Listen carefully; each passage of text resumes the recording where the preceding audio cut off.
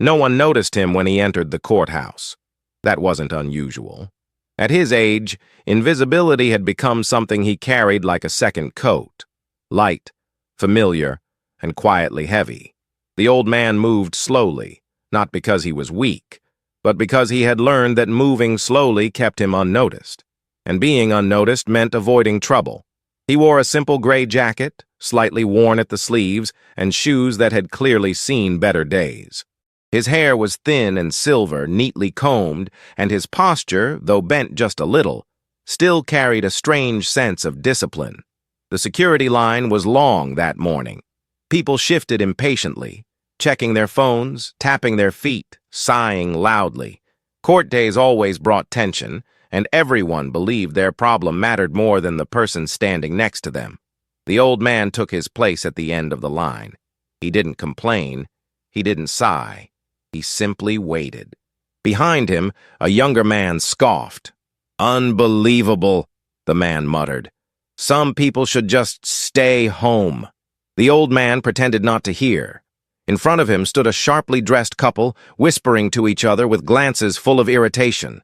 The woman turned slightly, looked him up and down, then leaned closer to her partner. "Why do they let people like that wander in here?" she whispered, not quietly enough. The old man lowered his gaze. He had heard worse before. When it was finally his turn, the security guard barely looked at him. The guard's expression shifted from bored to annoyed the moment the metal detector beeped softly. "Hey!" the guard snapped. "Empty your pockets. All of them." The old man nodded and carefully reached into his coat, placing a few coins, an old wallet, and a small set of keys into the tray. His hands moved slowly, deliberately. "Come on," the guard said, louder now. "We don't have all day." "I'm sorry," the old man said quietly. His voice was calm, steady, almost gentle. "I'm doing my best." That sentence seemed to irritate the guard even more. "Step aside," the guard ordered. "You're holding up the line." People behind him groaned openly now. "This is ridiculous. Somebody hurry him up. Why is he even here?" The old man stepped aside exactly as instructed. He stood there, hands folded, eyes forward, absorbing the stares. Some were annoyed, some amused, some openly disrespectful. To them, he wasn't a person with a reason to be there. He was an inconvenience. After a moment, the guard waved him through with an impatient flick of the hand. "Next time, move faster," the guard said. The old man nodded once. "Thank you."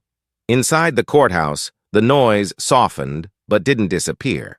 Shoes echoed against polished floors. Voices bounced off tall marble walls.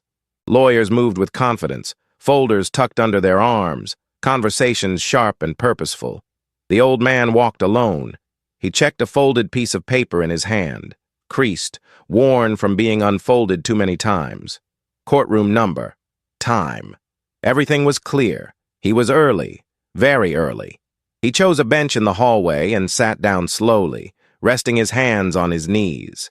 Around him, people spoke in hushed tones, some rehearsing arguments, others whispering nervously to family members. Two men in suits passed by, laughing. "Can you believe this place?" one said. "Full of idiots who think they matter." They glanced at the old man as they walked past. One of them smirked. "Except him," he said under his breath. "He looks like he wandered in by accident." The other chuckled. The old man didn't react. If anything, he looked peaceful. He had spent most of his life in rooms like this, rooms where decisions were made, rooms where words carried weight, rooms where silence could change everything. But no one here knew that.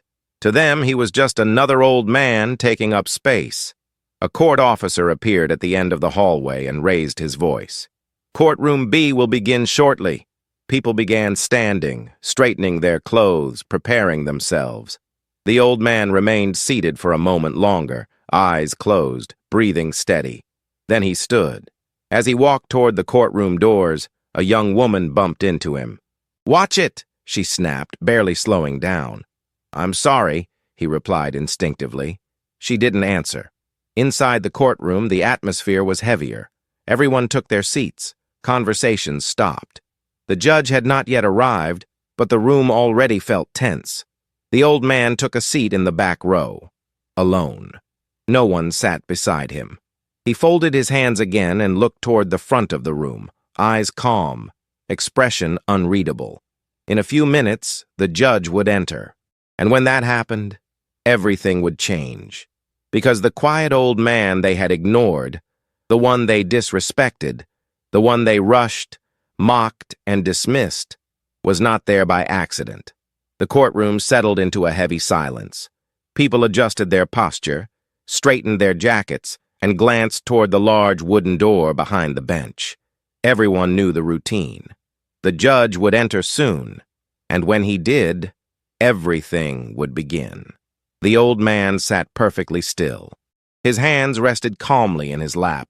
His eyes were forward, focused, but distant, like someone waiting for a moment he had already rehearsed in his mind. Around him, the atmosphere buzzed with quiet tension. A young attorney leaned toward his client and whispered urgently. A man in handcuffs shifted in his chair, jaw clenched. A woman dabbed her eyes with a tissue, trying not to cry. No one looked at the old man. 2 rows ahead, a confident lawyer crossed his legs and glanced over his shoulder. His eyes landed on the old man for just a second. He smirked, then leaned toward his colleague. "Who brings their grandpa to court?" he whispered. They both chuckled. The old man didn't react. He had been in rooms like this long before that lawyer had ever worn a suit. The court clerk stood and called out, "All rise." Everyone stood at once. The old man rose with them, slowly, deliberately, his movements careful but dignified. The door behind the bench opened. But instead of the judge entering immediately, something unusual happened. A bailiff stepped inside first, glanced around the room, then looked back toward the hallway. His posture stiffened. He cleared his throat. The murmurs started almost instantly. "What's going on? Is the judge late?" This never happens. A few seconds passed. Then another bailiff entered, followed by a court officer. They spoke quietly to the clerk, who nodded and quickly shuffled some papers. The tension in the room thickened. The old man remained standing, calm, patient. Finally, footsteps echoed from the hallway. Everyone expected the judge to walk in as usual, but instead, the judge stopped at the doorway. He didn't enter right away. He scanned the room, and then his eyes locked onto the back row, onto the old man. The judge's expression changed instantly. The confident smile he usually wore vanished. His posture straightened. His entire demeanor shifted, from authority to something closer to respect. The courtroom noticed. Whispers rippled across the benches. Why did he stop? Is he looking at someone? What's going on? The judge took a step forward, then another. His eyes never left the old man. Then, in a move that no one expected, the judge stepped away from the bench and walked down the aisle, straight toward the back of the courtroom. Gasps filled the room. People twisted in their seats to see who he was approaching. The judge stopped directly in front of the old man. The room went dead silent. "Sir," the judge said, his voice steady but unmistakably respectful, "I didn't know you were here today." The old man offered a small, polite smile. "I thought I'd arrive early," he replied softly. The judge nodded once, then turned to face the entire courtroom. "For those of you who don't know," he said, "this man is Judge William Harris." The name hit the room like a shockwave. Eyes widened, mouths fell open.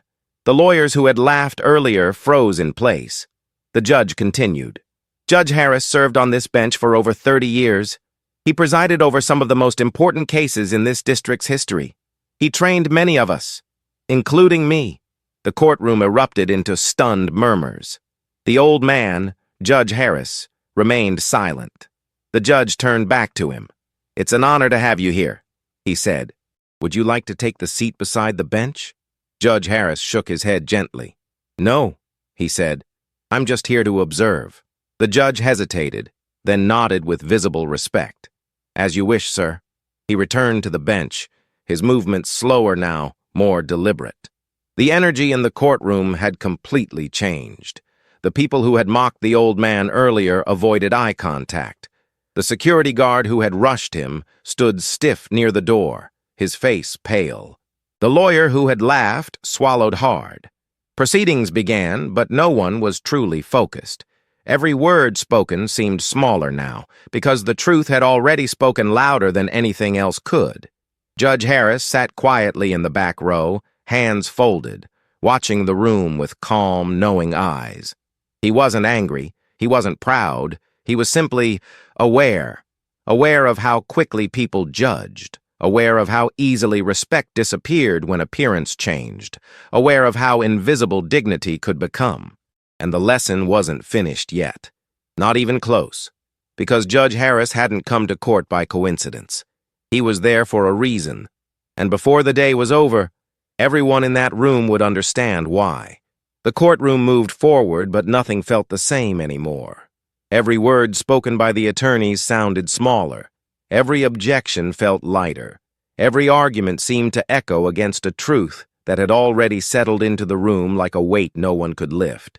Judge Harris sat quietly in the back row, observing. Not judging. Observing. He watched the lawyers choose their words more carefully than before. He noticed the way voices softened, how confidence turned into caution.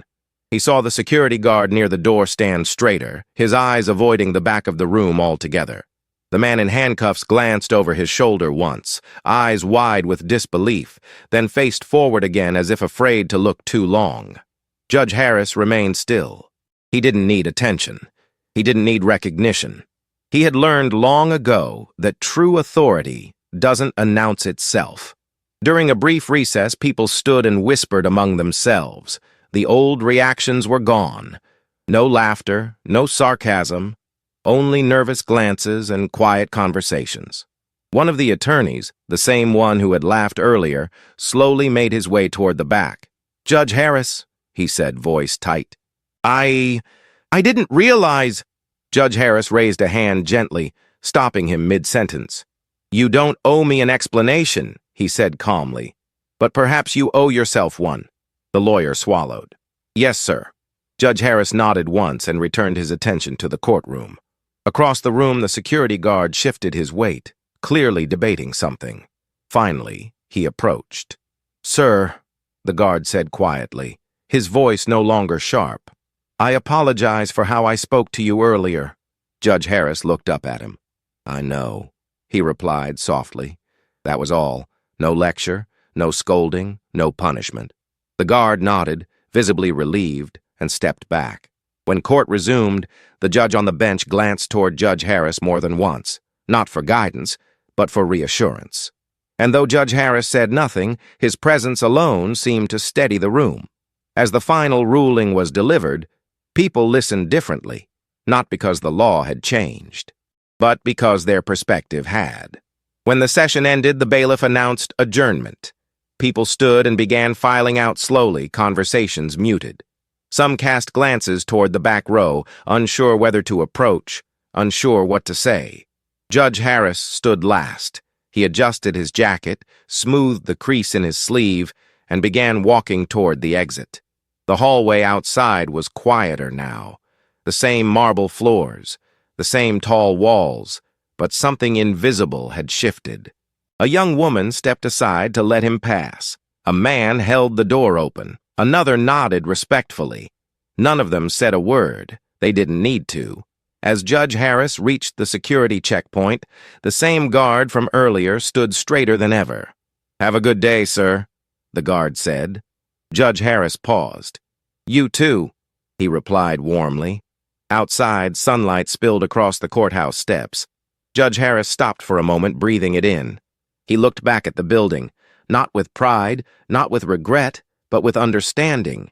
He had come to observe, and he had seen exactly what he needed to see. Because respect isn't about titles. It's about how you treat someone before you know who they are. He descended the steps slowly and disappeared into the crowd. Just another old man again. But everyone who had been inside that courtroom would remember the lesson for the rest of their lives. They had judged a man by his appearance.